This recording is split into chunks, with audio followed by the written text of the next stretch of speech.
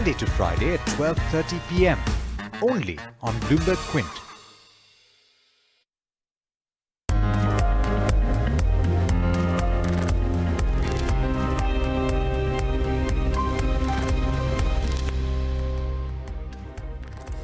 Good morning. You're watching All You Need to Know on BloombergQuint Live, and I'm Alex Matthew. First, the headlines. The coronavirus outbreak has killed at least 56 people, and China has decided to indefinitely extend the Lunar New Year holiday to curb the spread of the disease. ICICI Bank's asset quality improves, but slippages rise 76% sequentially in the third quarter. PTI reports that the government is staring at a tax shortfall of 2 lakh crore rupees, leaving little room for personal tax exemptions in the union budget this Saturday. HDFC and Dr. Reddy's Laboratories are the two nifty companies that will be reporting their third quarter earnings today. And basketball legend Kobe Bryant, along with 8 others, have been killed in a helicopter crash. Let's quickly take you through what happened on Friday in the US markets. They ended lower, with the benchmark indices posting losses of close to 1%.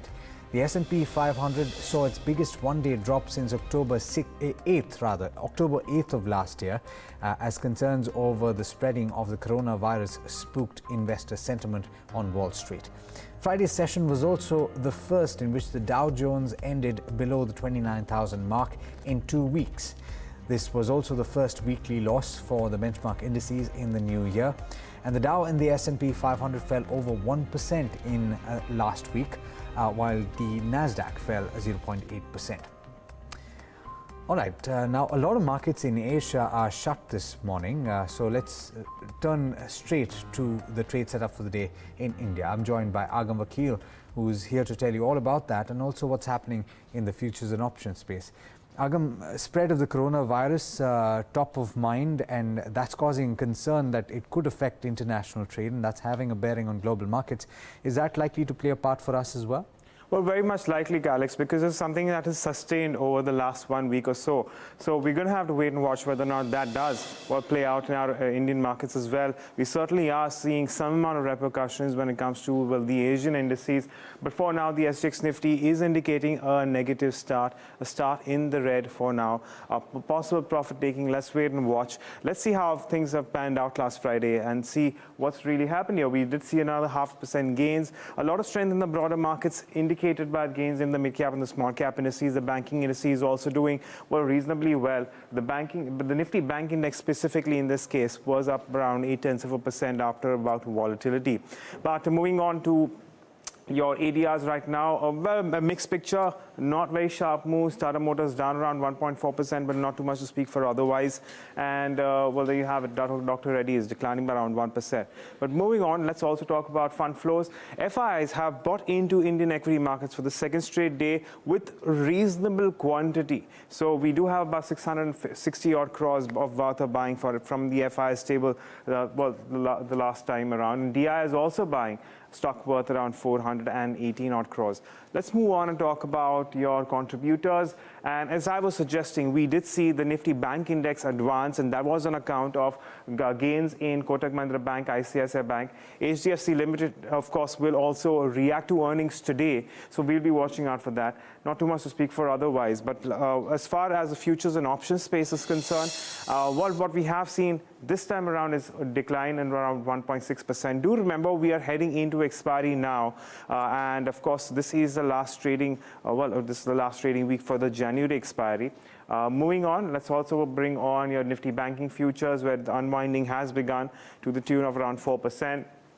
Let's also get in your open interest, last Friday was the day where we did see the maximum open interest stay in the 12,000 put, but we've seen significant amount of accumulation around the 12,200 put, which means that we're currently looking at a 300-point range over the next 3 to 4 sessions as we move into the January expiry. And that will have explained in the change in OI. There you have it. You have seen the 12,200 put, seeing the most amount of accumulation and unwinding in the 12,200 call. The wicks, of course, came off by as much as 2%, but should we see some weakness in the mornings, it may very well rise and go above the mark of 16. The Nifty put call ratio also edged up higher to a certain extent to around 1.4, and finally coming down to stocks. Let's pull that list up as well. We are keeping an eye on Ultratech Cement, where we did see strength on account of earnings. We saw strength in BHEL, Voltas as well. We did see some fresh buying along with Bata India, which was trading at life highs, and the stocks which saw unwinding. And of course, this is where your numbers will be higher because we are moving into expiry. Adani Enterprises, Grasim, and L&T Finance Holdings stands out. And Alex, that said, not only are we heading into the union budget, this week is going to be very crucial because we have some very heavyweight companies coming up with earnings too. So, investors and traders should brace for some volatility. Thanks so much for that, Agam.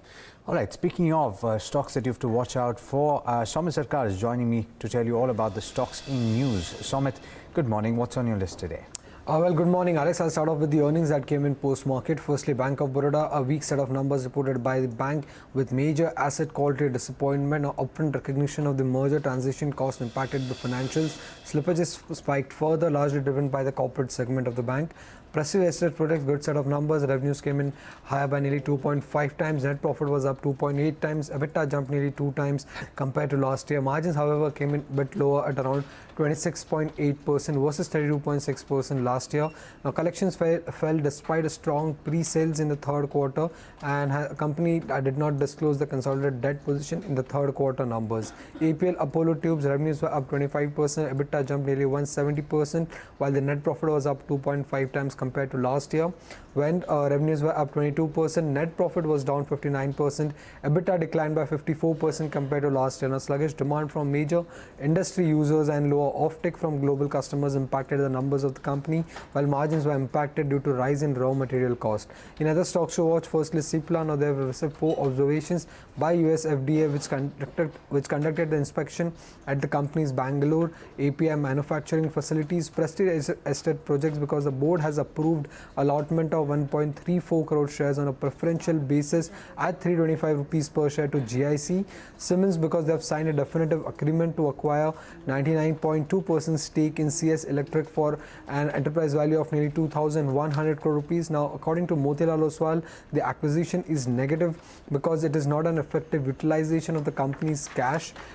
In bulk deals, 2 stocks to watch out for. Firstly, GHCL, where DSP Mutual Fund has acquired nearly 15.1 lakh shares, while RBC Emerging Markets was a seller, and Indiapost Housing Finance, where Credit Suisse has again acquired nearly 22.36 lakh shares in the company.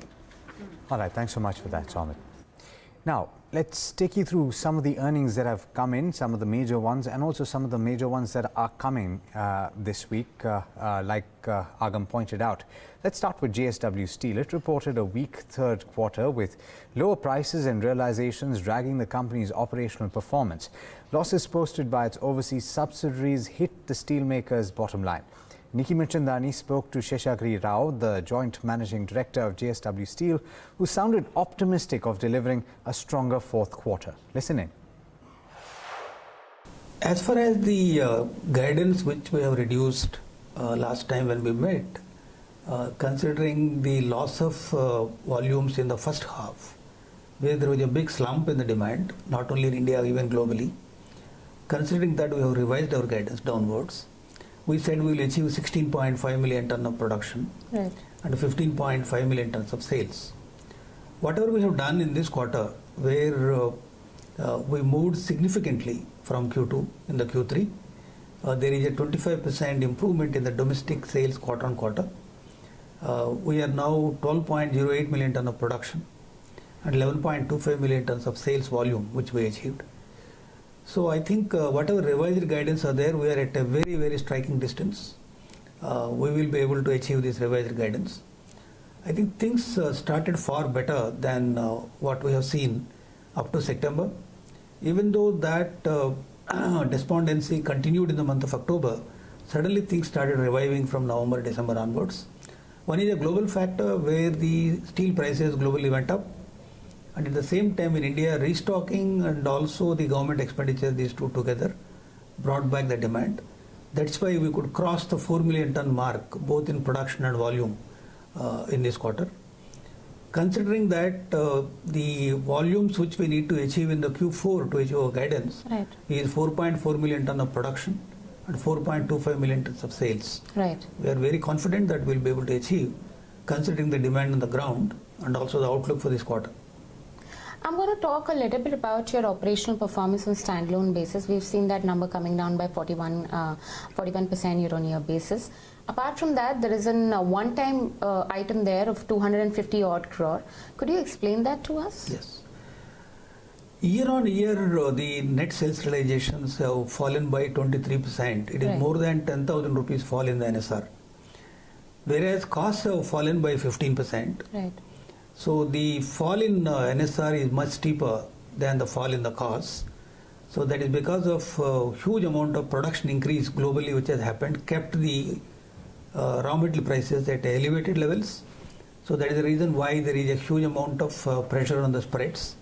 So the margins in the last quarter have come down to 6,620 rupees on a standalone basis. This also includes 250 crores as one-time income, even though relating to business on account of assignment of some contract for industrial gases. In that we received 250 crores. So that 250 crores will translate to around 620 rupees is the EBITDA increase on account of that. So the 6,620 rupees, if we take it out, the 620, this one-off item, actual EBITDA was 6,000 rupees per ton. Okay. But what is also very important to note here is that there is a 300 crores on a consolidated basis. There is inventory losses because we had 13.25 lakh tons of inventory as on 30th September. So that inventory got sold, which is high cost inventory. Right. So those losses were 300 crores actually on a consolidated basis. On a standalone basis, it was 221 crores. So if we make adjustment of this inventory loss, which is not going to happen in the past, then the EBITDA which we reported in fact is higher by 100 rupees per ton after taking out the one-off item here. You know, you spoke about infra, you spoke about construction activities, but you haven't touched base about, you know, for the auto sector as a whole. I was just going through a press release and your auto sales volume too have picked up by 10% sequentially. Are we seeing some amount of traction in that segment right now? Auto sector 10% increase in the volumes for us in the last quarter. You have to evaluate that in the context of overall auto volumes. Auto sales volumes have come down by 12.5%. When auto volumes came down, whereas JSW Steel sales to auto sector went up, that means somebody's market share I have taken. Right. So in that context, going forward, whether sales to auto sector in real terms will pick up, that we have to look at. But one important statistics we have observed is that the medium commercial vehicles sales in the month of November, they went up by 46% over September. So there is some movement which we are seeing as far as the auto sector is concerned. But the overall quarter, there is a fall of 12.5%. That's why we need to watch what is going to happen in the following quarters in the auto sector. But it will take some more time as per our assessment. All right, turning to the banking sector, ICICI Bank's profit jumped 1.5 times in December, or rather in the December quarter, thanks to lower provisionings on account of the resolution of SR Steel. On the other hand, slippages almost doubled. Shefali Malik is standing by with a fine print. It was a good quarter for ICICI Bank in terms of its overall numbers. The net interest income went up 24%. Pre-provisioning profit also went up strongly by 23%, and profit increased 160% on a YY basis. The only hiccup in the earnings was the higher slippages, which came into the tune of 4,363 crores versus 2,482 on a sequential basis, and the write-offs as well were higher during the quarter at 2,000 1,000 crores versus over 1,000 crores on a sequential basis. Their gross NPAs and net NPAs as well both came off despite higher slippages, mainly led by higher deletions, that is higher write-offs being one of them. So the gross NPAs came off to 5.95% versus 6.37%, and net NPAs also came off by 11 basis points on a sequential basis. Apart from that, the watch list, that is a double B in the below book, increased slightly to 17,400 crores versus 16,074 crores on a sequential basis, mainly because of one telecom account which became a part of double B and below book in this particular quarter. Apart from that, some operational metrics, their loan growth stood at 16% and deposits growth 18% on a YOY basis. All right, Shefali, I forgot to say good morning. So first of all, good morning. You're also here to tell us about HDFC, which comes out with its earnings. How is that looking? Well, yes, good morning, Alex. So as far as HDFC is concerned, the net interest income is expected to inch up 6.4% on a YOY basis, and profit is expected to jump almost 2.8 times in this particular quarter. Now, earnings for them this time will be aided by the proceeds that they will record in this quarter from the Grah Finance stake sale. So proceeds to the tune of 9,020 crores. Apart from that, operationally, it's expected to be again a steady quarter for HDFC with AUM growth of 15 to 16%, margins expected to remain stable at 2.5%. However, one of the key things to look forward to will be the any stress build up in the builder book, that is a developer loan portfolio, because of the overall stress in the economy. And because of these stake sale proceeds, the company has a policy to make one-time provisions whenever it has these one-time gains. So we are expecting 3,000 crore rupees one-time provision on this stake sale.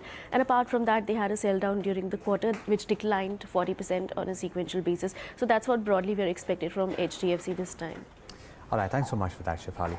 On to another heavyweight, but in a different sector. Dr. Reddys Laboratories is expected to report a steady growth in the third quarter. Market share gains in the US and also product launches in Europe are expected to have bolstered earnings. Darshan Mehta is here to tell you about the fine print, though. Darshan, good morning. What are we expecting? Yeah, it will be muted, no major fireworks from the company. What we are seeing is a 7%, 9% top line growth. We are seeing a profit up 2%, EBITDA up 4%. So pretty much margins will be in and around the 21-22% mark. So that is something that we are anticipating. Now, there were no major launches that happened during the quarter in the US. So that because and there is also pricing competition, there is also price erosion that is there. So US markets are expected to be muted. Some bit of positive cues coming in because of the seasonal pickup in the injectable as well as the OTC sales. We're seeing close to $220 million of sales coming in from the US markets because of market share gain in Suboxone.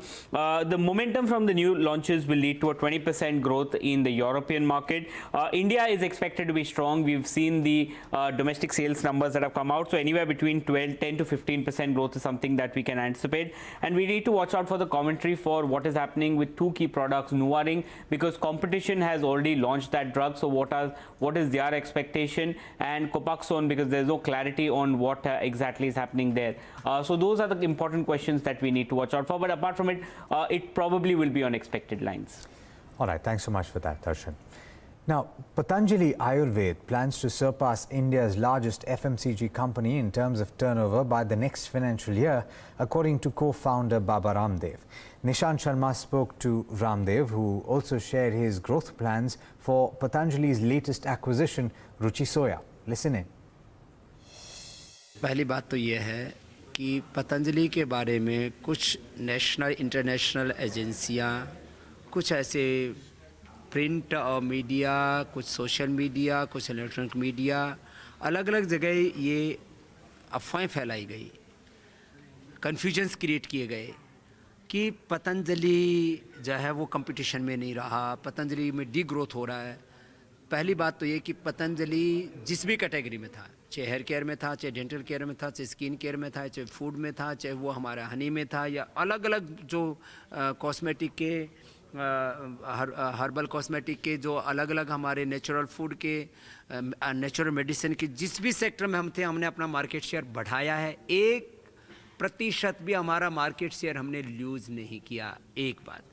दूसरी बात, जो लोग बकवास कर रहे थे पतंजलि के बारे में कि पतंजलि तो नीचे जा रहा है, 4,500 करोड़ रुपए की कंपनी, माने एफएमसीजी के सेक्टर में भारत के आज़ाद भारत के इतिहास में सबसे बड़ा एक्विजिशन हमने करके दिखाया।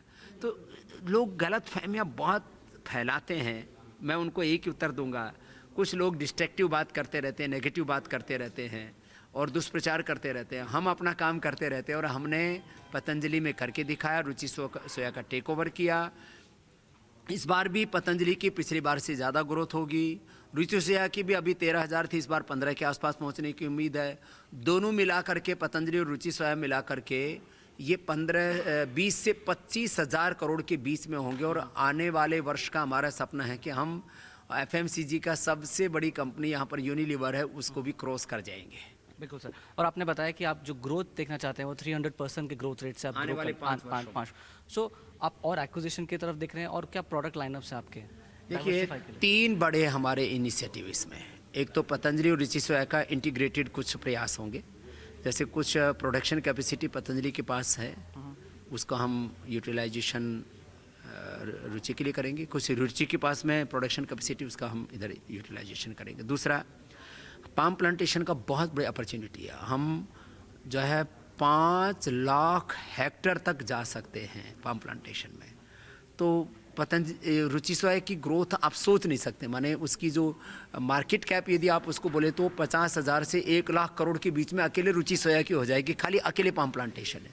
फिर हम कुछ नए प्रोडक्ट लेकर के आ रहे हैं, जैसे महाकाश आप देख रहे हैं, ऐसे हमारे पास में जो है रुचि गोल्ड, रुचि स्टार, सोयम और जो है अलग अलग हमारे प्रोडक्ट्स हैं, सन रिच। और ऐसे ही महाकोश अपने आप एक बहुत बड़ा ब्रांड है। दूसरा एक बहुत बड़ा ब्रांड है Nutrela.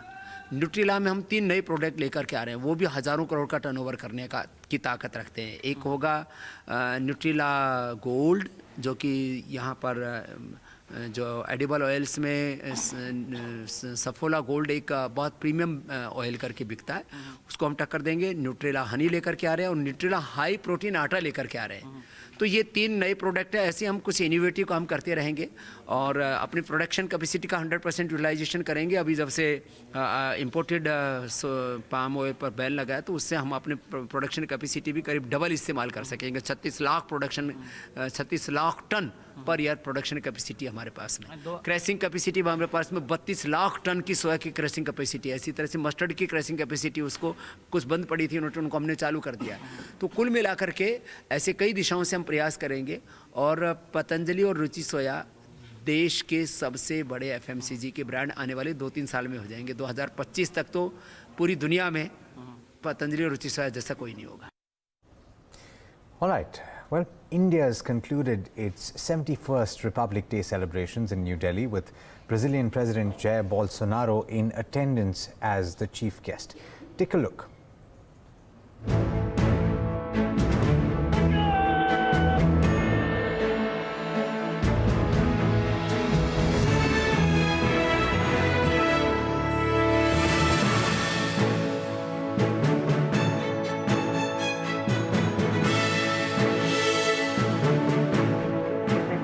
The President of Brazil, Mr. Jair Bolsonaro, and Mr. Ramnath Kovind, the President and Supreme Commander of the Armed Forces, now being escorted. Corps of Signals, marching contingent led by Captain Tanya Shendil, a 4th-generation Army officer, saluting the President smartly while standing on top of the moving motorcycle. Here she is. Mission Shakti. T-90 tank Bhishma.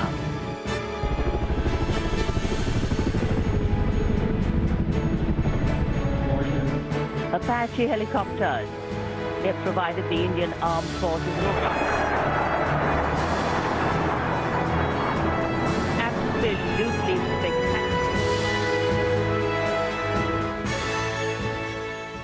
All right, well, let's take you through some of the stories you'll find on the website BloombergQuint.com if you were to go and take a look right now.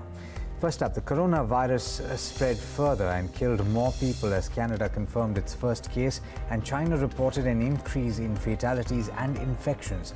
The virus has now killed at least 80 people in China, and President Xi Jinping on Saturday ordered a faster response, sending teams into hard-hit areas to push local officials to strengthen prevention and containment.